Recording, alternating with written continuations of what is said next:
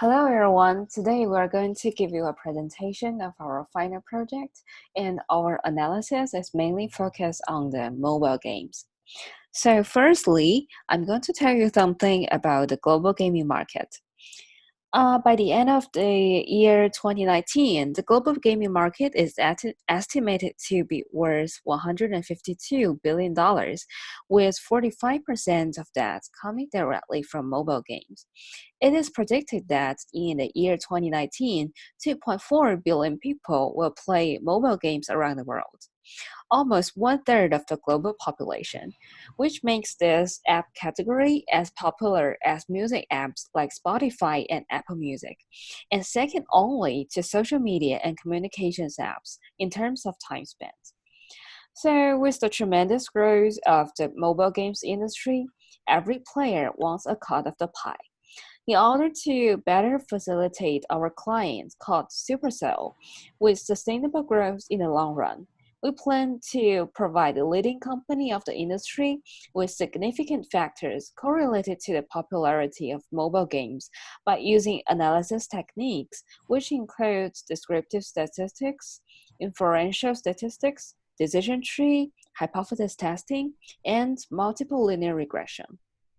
Based on the results of the analysis, we would also provide some related recommendations on new mobile game development to attract more users regarding the current trends.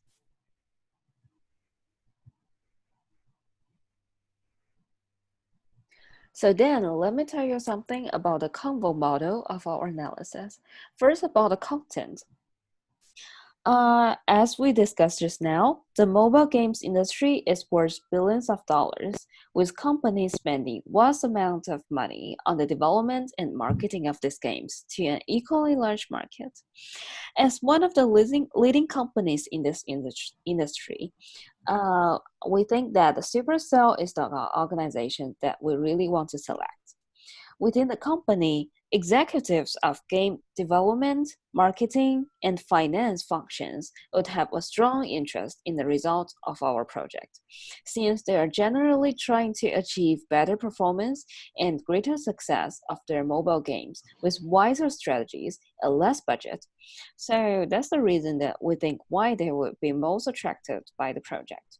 So as a result, we are going to report the significant factors correlated to the popularity of the mobile games and also some related recommendations based on our findings directly to the VP of Game Development, Chief Marketing Officer, and Chief Technology Officer. And then we comes to the need part. We think the primary need of our analysis is to figure out what factors have a significant impact on the popularity of the strategy games and what trends the game market has led over time. To measure the popularity of the strategy games, variables such as the number of user rating counts and average user rating are appropriate indicators for the success of the mobile game. Then comes to the vision part. So for now, we are going to find out the factors that matters to the popularity of the games by applying some analysis methods such as descriptive statistics, inferential statistics, include t-test and ANOVA, hypothesis testing, decision tree, and also multiple linear regression. And finally, we come to the outcome part. Here are some simple examples of the outcome. To increase the popularity and satisfaction of our customers, Supercell should develop games available to broader age groups with various languages and make it free for users to download. If you want to find out more about the comprehensive analysis, please refer to the next section. Then we came up with 3 framed questions. The first one is, according to the data until August 2019, what types of games have become popular in a long period of time, over 6 months? The second one is, what factors play significant roles in improving the average user rating and increasing the number of user rating count? The third one is, should Supercell broaden the age range of their target audience? What effect will it bring to the popularity of the games? Firstly, we make the descriptive statistics of the genres of strategic games. From the result, we conclude that the top 5 genres are entertainment, puzzle, simulation, action, and blood. According to our research, the mobile game company should have a better understanding of the trend in mobile game genres. The game developers can design more mobile games in these genres to meet users' preferences. Secondly, we do a multivariate regression of the average user ratings. We put average user rating as x, y variables and put the number of language, size, and the lifespan in x variables. From the table of the parameter estimates as a red graph, the p-values of all these independent variables are less than 0.05, which means that the number of language, size, and the lifespan are all significant variables to the average user rating. And the coefficient of the number of language and size are positive, and the coefficient of lifespan is negative.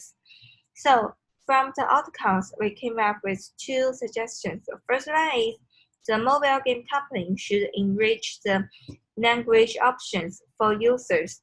Giving more language options to the game users can help to improve their satisfaction and engagement with the games. Although English is a universal language in the world, providing more language options in the game can still facilitate game users from all over the world, especially for users whose native language is not English. Secondly, the mobile game company should make games more realistic and detailed, giving users a sense of immersion and realism to increase the quality of the games. The positive relationship indicates that mobile game companies should upgrade their games with higher quality, which may lead to an increase of the size. Besides, we also do a multivariate regression of the user rating count. We put user rating count as y and the number of language, size, and lifespan as x variables. And from the outcomes, we can see that there are positive relationships between the user rating count and the number of the language, size, and lifespan. But there is a negative relationship between the user rating count and the price. So besides the suggestions we mentioned before, we also think that the mobile game company should allow users to play games without charging at the beginning, which can attract more potential users to download the game apps. The cost of the downloads will discourage potential users from playing games and obstruct the game company from building a large customer base. The mobile game company should attract a large number of users first, then it can make money through in-game ads and other ways. For example, users can get another chance to start again if they watch a 30-second ad. The income from ads can also help the mobile game company to make money. So apart from the multivariate regression, we also applied the hypothesis testing where we use the ANOVA. So here we make the assumption of the null hypothesis as the average user rating of each age group is the same. And then we conduct a one-way analysis of the average user rating by age rating. One of the most important things that we found based on our outcome is that there is a significant difference in the average user rating by age rating levels, because we found the p-value here is 0.0002, which is fairly low, and that means the model that we found is statistically significant. And the second important outcome is that we found the 12 plus age rating group gives a higher rating average than the other age rating groups. So some applications of based on our findings is that the first thing we think Supercell could conduct deep research and satisfy different needs of each age rating groups. And second thing is that they could try to send surveys to their customers to learn more about the preferences and expectations of their target audience in order to create more customized mobile games. And then we also conduct the analysis by using the decision tree, where we made 3 splits by age rating groups. And the outcome that we found here is that the count of 4+ age rating is 4,467, which is higher than all the other age groups.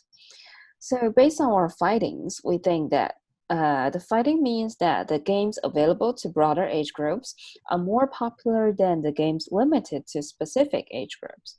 So therefore, to increase the popularity of the games, Supercell should develop games for broader age groups.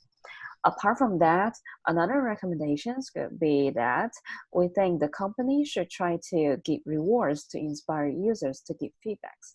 And then they could also improve the accuracy of their prediction model based on the findings. According to the pie chart that we created there, according to the percentage of age groups, we can find that the age group of 4+, door means around 60% of the total market. So that is also a conclusion that based on our findings of the broader age groups correlated to the popularity of the games. So finally, I'm going to give you some recommendations and a brief conclusions here. The first thing is that we think Supercell should try to enrich the language options for users. And second thing is that the company should allow users to download freely without charging at beginning. That doesn't mean that the companies would earn less if we apply this business rule. We think they could create more in-app purchases after their mobile games becomes popular on the global market. And the third thing is that we think the Supercell should try to develop games targeting at broader age groups. And the last thing is that the company should try to improve the quality of the games, giving their users a sense of immersion and realism, which we think is one of the most important clues to follow during the next step, during the next era. So here are some directions that we think the companies should follow in the next step. So here is our presentation, and if you have any questions, please feel free to contact us. Thank you.